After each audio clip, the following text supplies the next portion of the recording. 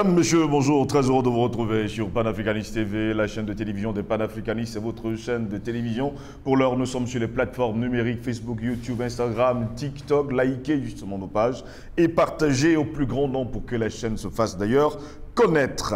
Et comme à notre habitude, nous allons nous interroger. Burkina Faso, le GIGN dans l'ambassade, une autre provocation de Macron. Nous nous interrogeons. Burkina Faso, le GIGN dans l'ambassade, une autre provocation de Macron. 6 militaires du GIGN, l'unité d'élite de la gendarmerie nationale, sont partis jeudi pour sécuriser sur place l'ambassade française et la représentation diplomatique après les violences, on va le dire ainsi, anti-françaises à Ouagadougou le 2 octobre dernier. La situation sur place reste toujours précaire. La situation des ressortissants français de l'ambassade est une priorité, a rappelé d'ailleurs le Quai d'Orsay, c'était le 2 octobre dernier. Une semaine après le coup de force du jeune capitaine Ibrahim Traoré, la France a décidé d'envoyer 6 militaires du GIGN pour sécuriser l'ambassade française. Selon les informations recueillies, bien sûr par nous, à 36 ans, le jeune homme fort a été intronisé mercredi président du Burkina Faso à Ouagadougou, où l'ambassade française n'a toujours pas rouvert, 6 jours après avoir fait l'objet de dégradations et de vandalisme lors du coup de force. Les manifestations ont accusé dimanche d'ailleurs la France d'avoir protégé le président Damiba déchu, des accusations démenties peu de temps après par le Quai d'Orsay qui, jusqu'à preuve de contraire, nous fait croire qu'il n'est pas du tout concerné par ce qui s'est passé, par l'exfiltration de Damiba du Burkina Faso. Une mission pour protéger l'ambassadeur français, pourquoi faire? Eh bien, la situation sur place reste précaire, nous dit-on. La sécurité des ressortissants français et de l'ambassade est une priorité, a rappelé d'ailleurs le Quai d'Orsay. Les 6 militaires du GIGN sont partis jeudi matin en avion direction Ouagadougou. Ces agents appartiennent à la section sécurité-protection du groupe d'intervention. Ce groupe est composé de 50 gendarmes qui mènent tout au long de l'année des missions à l'étranger de sécurisation des représentations diplomatiques au Burkina Faso. Ces gendarmes d'élite vont devoir protéger, nous dit-on, l'ambassadeur français dans un contexte où le sentiment, jusqu'à preuve de contraire, anti-français, est très présent dans la rue, parfois même instrumentalisé sur les réseaux sociaux. Dans tous les cas, c'est leur narratif. Jusqu'à preuve de contraire, le GIGN était déployé sur ce type de mission en Irak, en Libye et en Ukraine. Pourquoi cette fois-ci c'est sur le sol africain et précisément du côté du Burkina Faso? D'ailleurs, un des tout derniers faits d'armes de l'unité est la mission à Kiev fin février dernier, quand une douzaine de membres du GIGN a évacué les ambassades françaises, italiennes et japonaises vers l'ouest du pays, tout en traversant la ligne de front entre Russes et surtout Ukrainiens. Voilà pourquoi nous nous interrogeons. Burkina Faso, le GIGN dans l'ambassade, une autre provocation de Macron. En tout cas, nous nous interrogeons. Pour répondre à nos questions, nous sommes avec Patient Parfendo, homme politique et surtout panafricaniste. Patient Parfendo, bonjour, bienvenue à vous. Bonjour Steve Josselingos, bonjour à notre équipe technique qui est très valeureuse, à qui je dis bonjour, bonjour particulier, merci pour tout. Bonjour à nos internautes, les internautes, les fidèles, parmi les fidèles de Panafricanist TV, avec le dimanche qui ne cesse, n'est-ce pas, d'enfler. Oui. Et ça prouve que la qualité du travail qui est fait sur ce plateau, il est très important. Je pense que le temps de l'émotion étant passé, il faut qu'on rentre à fond dans l'analyse, dans la réflexion de ce que nous voulons faire de notre continent et de cette tendance lourde qui depuis un certain temps traverse ce continent-là.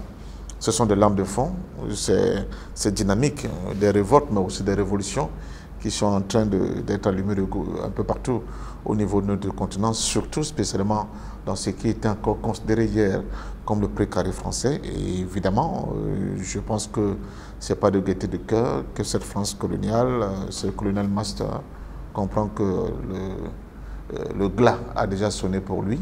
Et malheureusement, comme c'est le cas d'ailleurs même sur le sol français, les difficultés ne font que s'amoncer et ce ne sont pas si petits ou une petite dizaine de soldats français, de gendarmes français, bien que qualifiés de Rambo ou bien je ne sais pas quoi, qui vont arrêter, n'est-ce pas, ce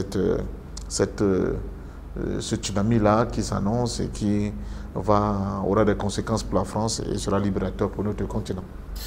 Pacha Parfait-Dôme, nous sommes très heureux de vous avoir sur le plateau encore aujourd'hui. Ce matin, nous nous interrogeons justement sur le cas de ce qui se passe du côté du Burkina Faso. Jusqu'à preuve de contraire, les Burkinabés sont dans les rues et veulent en découdre avec toutes les représentations diplomatiques françaises, commençant justement par l'Institut français du côté du Burkina Faso et en passant justement par l'ambassade de France dans la capitale. Pour eux, les personnes qui font souffrir justement les Burkinabés, ce sont les Français. Et pour cela, eh bien, la France a pris l'initiative d'envoyer des mercenaires, les groupes de GIGN, pour venir protéger l'ambassadeur et les ressortissants français.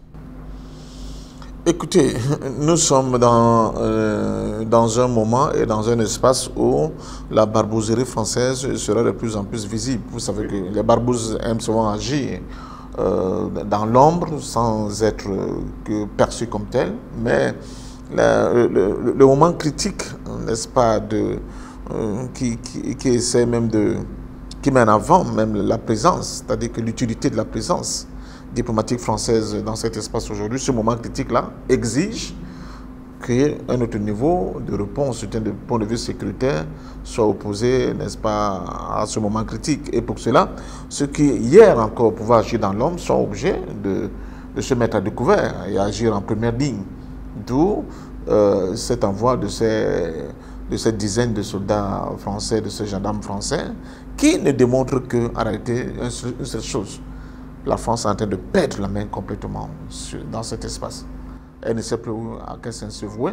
Elle est obligée d'agir maintenant à visage découvert parce qu'en réalité, elle n'a plus aujourd'hui des possibilités d'agir, n'est-ce pas, underground comme elle avait l'habitude de le faire il y a encore dans un passé récent dans ces espaces-là. Et ça dénote de ce que j'appelle un déplacement de curseur. Les enjeux sont devenus très importants aujourd'hui. Quand la France questionne cette attitude des Africains qu'elle qualifie de sentiment anti-français, c'est parce que nous n'avons pas la tête de la France aujourd'hui des élites qui en réalité réfléchissent aux rapports et aux dynamiques qui traversent notre continent aujourd'hui. Ils sont restés avec des logiciels qui datent des années 50. Mais surtout, cette élite-là qui était dans un premier temps une élite administrative et non politique, qui était dans une politique de coups, c'est-à-dire qu'on fait des coups, oui, mais non dans une politique d'une certaine analyse prospective qui voit l'adversaire ou bien les champs qu'il a dominés hier avec des possibilités d'amélioration qualitative de leur volonté d'émancipation. Et c'est ce qui ne donne pas l'attitude, j'allais dire, la profondeur d'analyse à cette France-là, de comprendre qu'effectivement, il est temps pour elle aujourd'hui d'essayer de créer de nouveaux paradigmes en termes de rapport, en termes de réflexion, en termes d'attitude vis-à-vis de ce genre dans ces espaces. Ils continuent de voir les Africains comme d'éternels attardés, manteaux à la limite. Et on l'a vu, ce célèbre déjeuner à New York, en marche de la réunion de l'ONU, ce déjeuner et comment M. Macron, sachant très bien qu'il est filmé et que bon, ces images vont fuiter et que l'ensemble des jeunes Africains vont les voir, soi-disant parce qu'il veut créer une certaine proximité entre lui, le président de l'État officiel de la France, avec certains dirigeants africains, il se permet d'être dans des attitudes d'une intimité qui ne sied pas à la hauteur de ce niveau de la représentation de nos États. Appeler le président Macky Sall Macky, comme si c'était des amis de cours de récréation, de crèche, j'ai trouvé ça extrêmement indécent. Mais c'est ça, ce que la France veut projeter. Elle veut dominer, qu'elle est dans une basse-cour. C'est le seul coq, n'est-ce pas, qui régente l'ensemble de cette basse-cour, et elle a le loisir et la possibilité de traiter l'ensemble des éléments qui sont dans cette basse-cour en fonction de ses propres désirata. Ça, c'est terminé. Les Africains n'ont pas un problème fondamental avec les Français. Les Africains ont un problème fondamental avec l'élite politique en France qui a réduit l'espoir des Africains à peau de chagrin. Au point où aujourd'hui, nous n'avons plus d'avenir. Il n'y a plus d'avenir que se dessine pour ces pauvres Africains aujourd'hui, alors qu'ils sont dans des espaces qui sont extrêmement riches.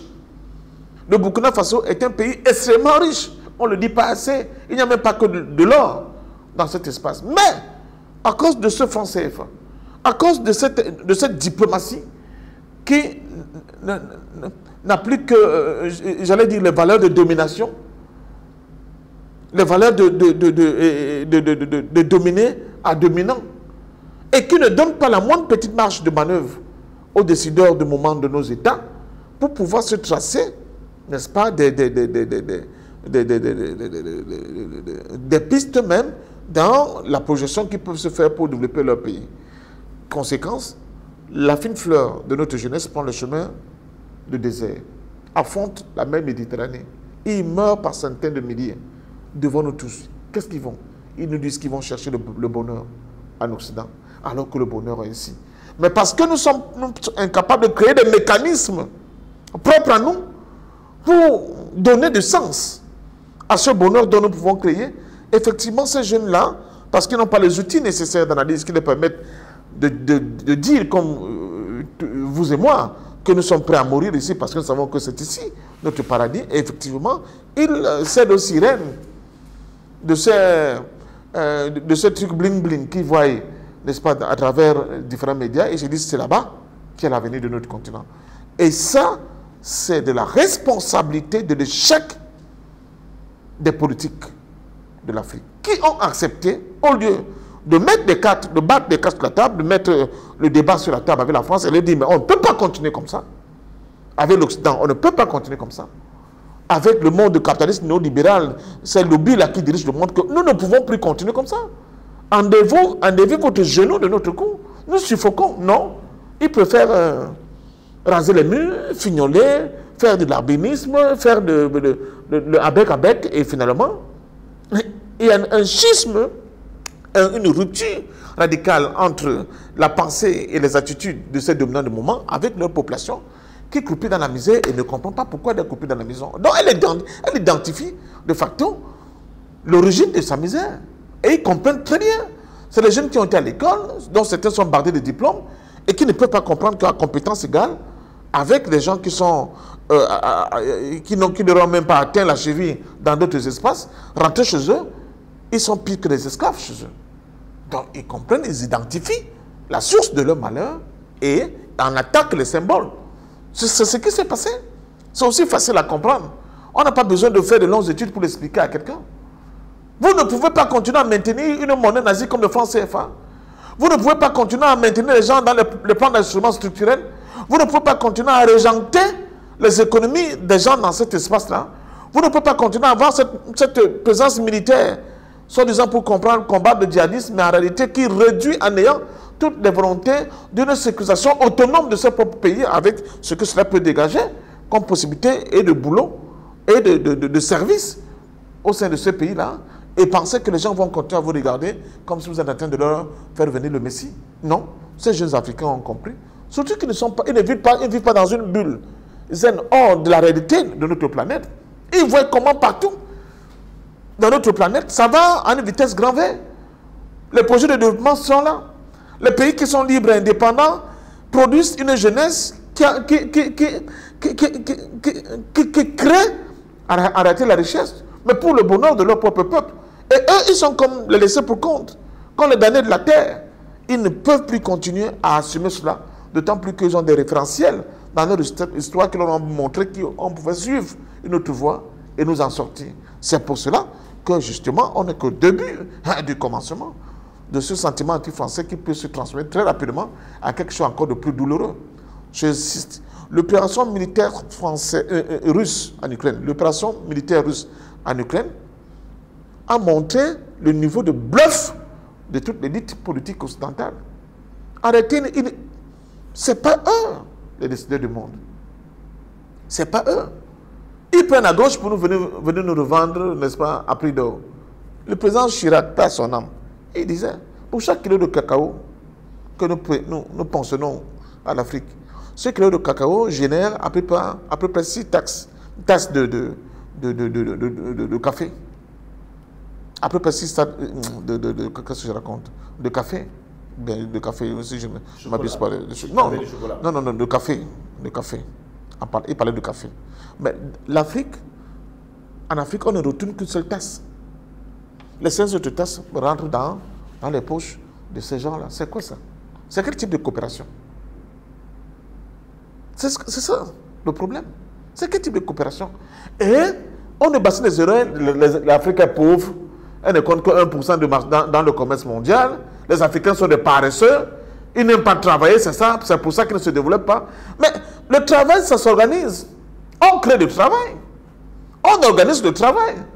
Vous ne pouvez pas tout cadenasser et dire aux gens ils sont des paresseux, qui aiment seulement s'adonner à des trucs comme faire des enfants et boire l'alcool. Mais c'est parce que vous allez créer les conditions que ça se passe comme ça. Tous les États créent des conditions de travail, une certaine discipline qui aboutit au fait que les gens sont...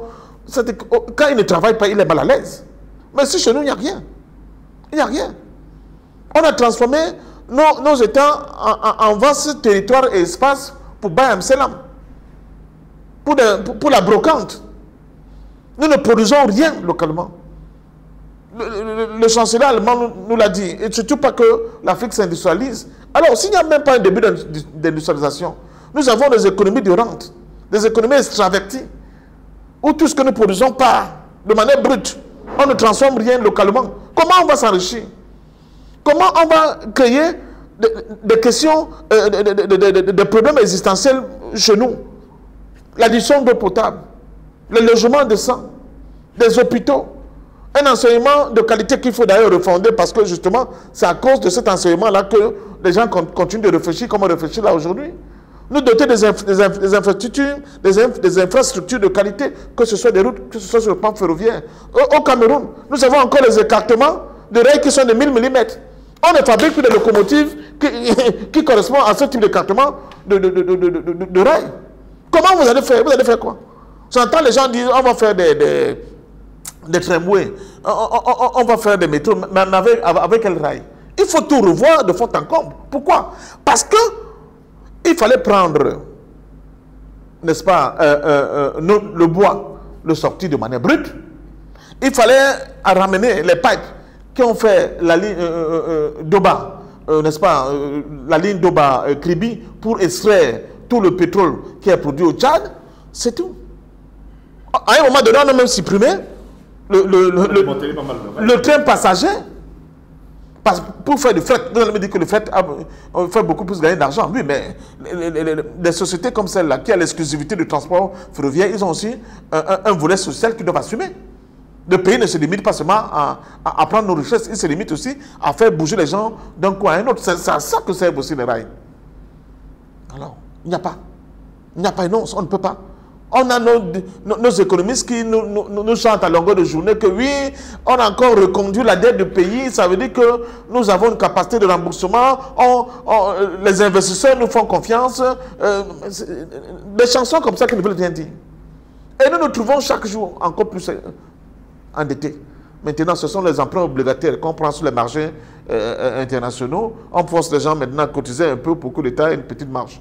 Parce qu'on n'a pas une propre politique. On n'a pas notre monnaie.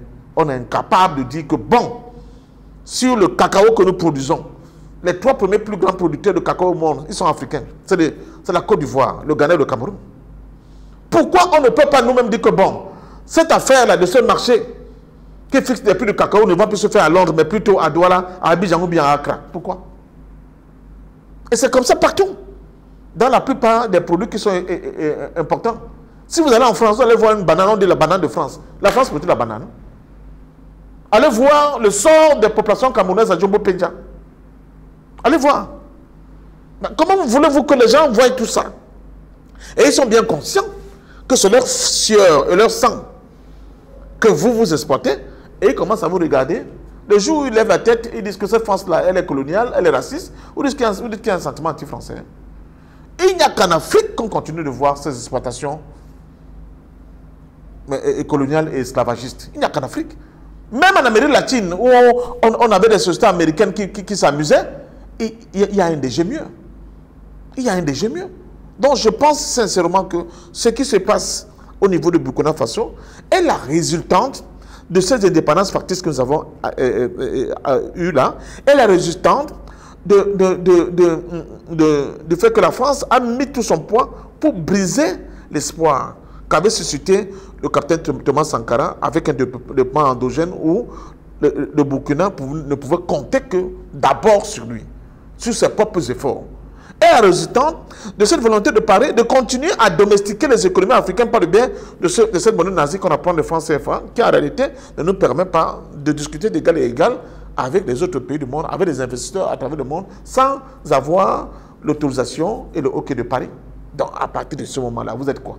Vous n'êtes rien du tout. Et je ne parle pas maintenant de nos minéraux. Je ne parle pas de notre sous-sol.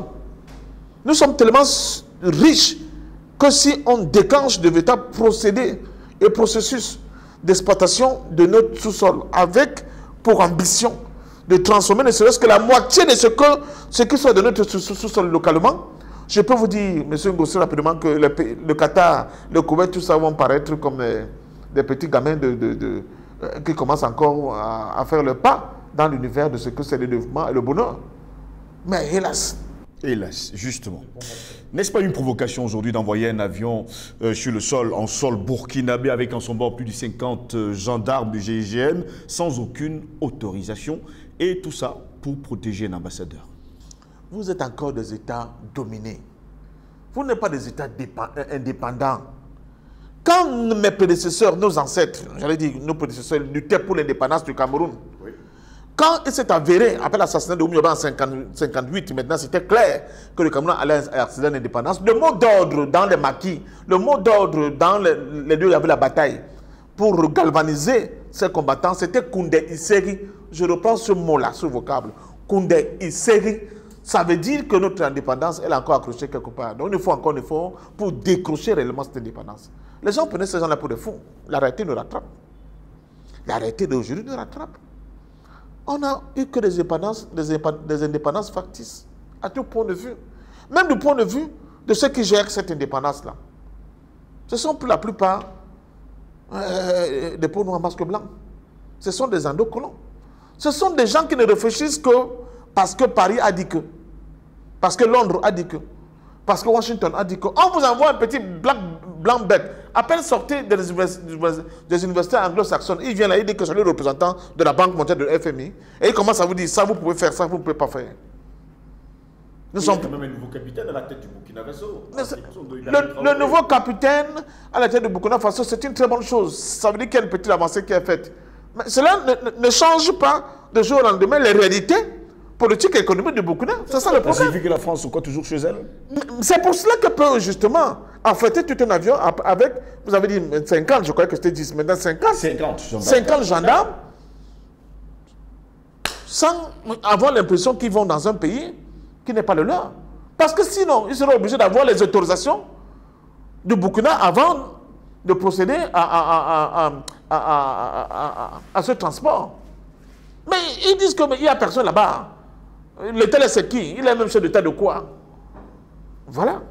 Et voilà le problème que nous avons. On a beau se cacher, la France à jouer le cruche, ces problèmes-là, ils vont revenir. Donc je dis à ceux qui nous écoutent, le combat pour notre indépendance n'est pas encore terminé. C'est maintenant qu'il doit commencer. Le combat pour cette indépendance, c'est maintenant qu'il doit démarrer, en réalité. Et j'interpelle notre jeunesse parce que c'est elle qui me pose un problème. Elle est tellement acculturée. Elle est devenue adepte de la culture de caniveau. Elle vit comme si nous étions dans le meilleur des mondes possible. Tout le monde il est bien, tout le monde il est gentil. Et elle ne voit pas ces réalités. Allez les voir dans les lieux de plaisir. Allez, ils ont tous vos appareils, Android et tout ce que vous voulez. Mais qu'est-ce qu'ils regardent? Le contenu de ce qui les intéresse, c'est quoi? Quand je parle de domestiquer la science, notre jeunesse devait aller à l'école pour domestiquer la science en pleurant. Les larmes devaient couler sur eux chaque jour. Pour pleurer 5 siècles d'esclaves, pour pleurer 1 siècle de colonisation, pour pleurer depuis 1 siècle. C'est-à-dire qu'ils devaient aller pour arracher ce savoir-là avec une rage incroyable. Souvent, les gens nous voient sur les patrons et disent que mais vous êtes trop étendu, vous êtes trop émotif. Vous êtes... Mais oui, parce que nous, on voit ce qu'eux refusent de voir. Ils refusent de voir cette vérité. Et au même moment, nous avons encore les femmes qui meurent en couche. Au même moment, nous avons des enfants qui ne peuvent pas se soigner de palu. Tout à l'heure, avant de venir, là, j'ai trouvé qu'il y a des gens encore qui écument. On dit que c'est un programme, c'est quoi là, pour donner, comment tu appelles ça, des moustiquaires aux gens dans les quartiers. Vous voyez où nous en sommes encore? C'est là où nous en sommes encore. J'ai vu les images du Burkina. Récemment, pendant cette envolée-là, de la contestation qui a chassé Damiba. Regardez dans quelle misère vivent les Burkinabés. Regardez. Et nous pensons que c'est une fatalité. Ce n'est pas une fatalité. C'est parce que nous n'avons pas encore assez densifié la prise de conscience de notre jeunesse. C'est elle que j'indexe en premier. Hein. Parce que les gens, la population africaine, elle est presque à 70% constituée des gens qui ont moins de 30%, qui ont moins de 30 ans. Donc c'est son avenir qui se joue. On me dit ils sont jeunes par rapport à quoi? Je veux dire que Kadhafi est arrivé au pouvoir, il avait 27 ans. Jerry John Rawlings, le père du multipartisme et presque de la démocratie récente au niveau de Ghana, il avait 29 ans. Lumumba Bahari, premier ministre au Congo, il a 30 ans. Ce sont les données. Félix Roland Moumie est élu président de l'UP152, il a 27 ans. Ce n'était pas des vieillards, hein? Donc c'est à la jeunesse actuelle de prendre ses responsabilités. De prendre ses responsabilités. On ne peut pas faire s'engraver quel âge quand il meurt? 34 ans. Donc, c'est-à-dire qu'ils ont des icônes, ils ont des références qu'ils agitent. Mais ils ne veulent pas se comporter comme eux. Et puis je cours dans certains plateaux, les gens qui disent oui, mais les jeunes capitaines là, Ibrahim Touré, il est trop jeune. Trop jeune par rapport à quoi? Trop jeune par rapport à quoi? Par rapport à quoi?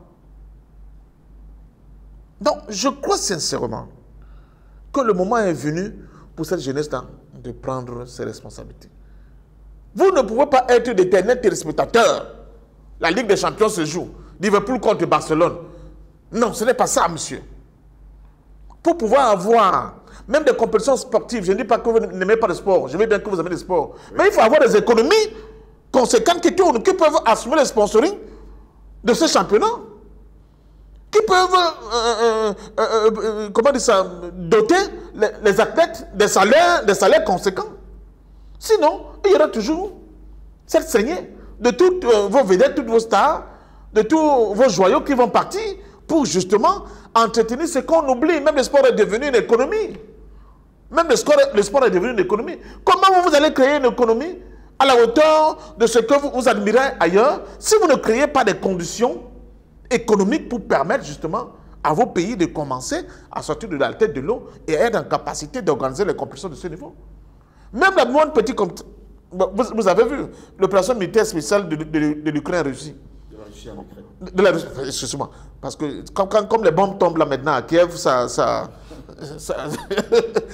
crée des problèmes dans mon cerveau là. Bon, l'opération militaire spéciale de la Russie en Ukraine. Vos fédérations là, sportives dont vous pensez qu'elles sont neutres, elles ont fait quoi? Elles ont commencé à exclure les athlètes russes de différentes compétitions. Donc même elles ne sont pas neutres, ces fédérations-là. Et elles vont continuer à rester sur ce paradigme-là tant que l'Afrique elle-même ne change pas. Quand l'Afrique va changer, avec ce que nous avons, comme nous sommes déjà à plus de 1,5 milliard de personnes sur notre continent, on va commencer à dire à ces fédérations, non, vous-même faites votre mieux. Décolonisez-vous. Ça ne peut pas continuer comme ça. Ce n'est pas vous le centre du monde. Mais c'est eux qui ont l'essentiel de l'économie qui font tourner ces domaines-là, dont l'argent, c'est eux. La plupart des fonctionnaires de ces fédérations, c'est eux. Qu'est-ce qui va se passer? Est-ce que l'Afrique va continuer à rester comme ça? Je dis à la jeunesse africaine, vous n'êtes pas des paresseux, vous êtes des héritiers de grands guerriers. Prenez vos destins en main. Allez à l'école, domestiquez la science. Créez des conditions pour que vos pays puissent vous donner l'occasion de montrer à vos parents et au monde ce dont vous êtes capables. Par la réalisation d'un certain nombre de choses. Par la réalisation, maintenant, on vous parle de laptops, de start-up, de conneries comme ça. Là. Mais vous êtes capable de le faire. Mais il faut qu'il y ait un cadre qui vous donne la possibilité de le faire. Il y a beaucoup d'Africains qui sont rentrés avec plein d'idées dans la tête. Mais ils trouvent un cadre qui ne leur permet pas de le faire. La plupart de nos banques, ici chez nous, elles sont sur liquide. Mais elles ne financent pas les petites et moyennes entreprises. Tu te demandes la solidité de ces banques-là, c'est quoi? C'est un leurre? Non. Pour avoir le monde petit prêt, tu vas me te lancer dans un projet de pisciculture. On te demande des garanties. Toi, tu as quelle garantie? Tout le monde n'a pas des parents qui ont laissé des terrains avec des titres fonciers. On te demande, la banque te demande des garanties. L'État est incapable de t'accompagner. Tu fais comment? Finalement, même cette économie capitaliste dont on nous chante, l'Afrique est exclue complètement de ce champ de compétition. On choisit quelques happy few qui ont la chance, qui ont su jongler. On leur dit que bon, montrer quand même que si quelqu'un se donne à fond, il peut devenir riche. Mais ils sont tellement minoritaires qu'ils ne permettent pas de tirer l'ensemble, n'est-ce pas, de la frange majorité de notre population vers le haut. Conséquence, la misère devient endémique. La pauvreté devient la chose la mieux partagée un peu partout. Nous continuons de vivre dans ce qui fait lieu de maison chez nous avec les cafards et les souris. C'est ça notre avenir. Alors que nous sommes immensément riches, j'insiste, grosse. Nous sommes comme des enfants qui ont des poches bourrées de diamants qui sont affamés. J'ai vu là récemment, maintenant, il y a des pays en Afrique où on importe de la farine d'igname depuis la Chine. Est-ce que vous pouvez comprendre quelque chose comme ça? Est-ce que ça ne nous parle pas? Comment vous comprenez tout pareil? Du tout. Bon, donc, je pense que pour les jeunes burkinabés, vous êtes levé du sommeil. C'est une très bonne chose. Continuez votre marche en avant. Et j'ai dit à la jeunesse africaine, soutenez les jeunesses qui se battent, qu'elles soient centrafricaines, qu'elles soient burkinabées, qu'elles soient maliennes, qu'elles soient guinéennes, qu'elles soient ivoiriennes. Toutes les jeunesses qui se battent méritent notre soutien. Et notre soutien, notre multiforme. J'écoute les gens dire, oui, mais vous aussi faites des manifestations. Oui, dans la division du travail, certes, il faut faire des manifestations, mais il faut aussi participer à cette éducation de nos populations, de cette pédagogie qui doit être la nôtre pour renforcer les capacités et leur donner encore du carburant pour aller de l'avant. Chacun fait sa part. Ce n'est pas que nous n'avons jamais manifesté. Je suis depuis plus de 30 ans dans ce combat. Je peux vous dire ce que j'ai eu comme action à mener, mais je peux quand même vous dire sincèrement qu'il ne faut rejeter aucun des aspects qui permettent de bonifier, de densifier notre combat. Et pour cela, les plateaux de télé comme celle-ci, vous ne pouvez pas savoir, même psychologiquement.